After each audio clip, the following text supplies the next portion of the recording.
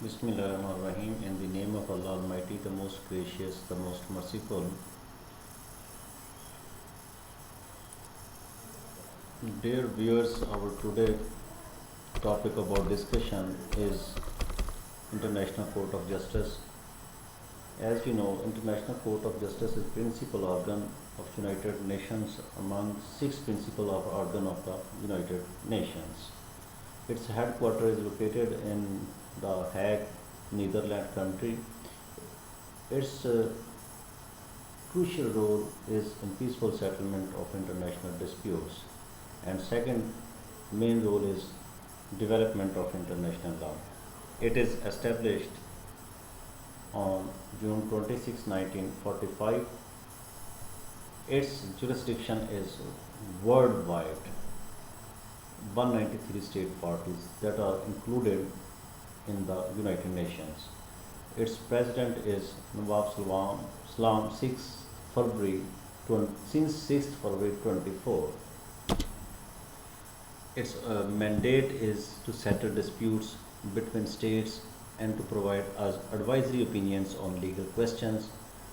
When the disputes between states are settled by ICJ, definitely it promotes peace. Second, the decisions of the ICJ helps in development of international law. Jurisdiction and competency. First, both the parties submits to the ICJ for settling of any disputes. It is called contentious cases. Second, when the General Assembly and Security Council take any guidance from the ICJ judges, it is called advisory opinion. Only the states can approach to the ICJ. Individuals have limitations, they cannot directly approach to the ICJ. This is limitation of jurisdiction and competency of the ICJ. Its composition, ICJ have 15 judges that are selected by the General Assembly and Security Council for 9 years. Election process, judges are selected on the basis of qualifications. Diverse representation of the first principal legal systems. Another organs, ICJ also includes the registry, which provide administrative support, and chamber, which can be formed to hear specific cases. There are four ways of judicial proceeding. First, both the parties submit their written submissions to the ICJ judges. Second, oral hearings. Both the parties submits their arguments in real times, and they should also bound to respond to the questions asked by the judges. The judges deliberate on the written submissions and oral hearings and the arguments submitted by the courts, and finally they give final judgments which is binding the parties involved. Any judge can give dissenting notes, dissenting opinions on any issue, and which provide additional legal perspective on the case. Advisory opinions. ICJ provides advisory opinions to the General Assembly or Security Council's legal questions. The ICJ judges analyze the legal aspects of the questions and provides the institutions interpretation and expert interpretations. Advisory opinions are not binding on the parties, but advisory opinions helps in the decisions of the international and the development of international law, because its natures are persuasive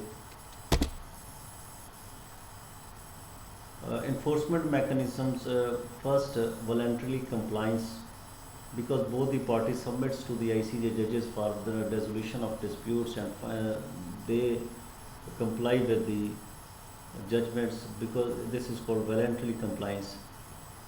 The UN helps in enforcement of judgment of ICJ, and it is a big challenge for the ICJ to implement its rulings when the cases are against the powerful nations, when the judgment is against the powerful nations. The relationship with the United Nations, the ICJ is an integral part because it is included in the sixth principal organ of the United Nations, so it is integral role. It is advisory and functions when and legal guidance is required. The United Nations main institutions, General Assembly and Security Council, can take guidance. ICJ and UN work close together to promote the rule of law and peaceful resolution of conflicts at the international levels.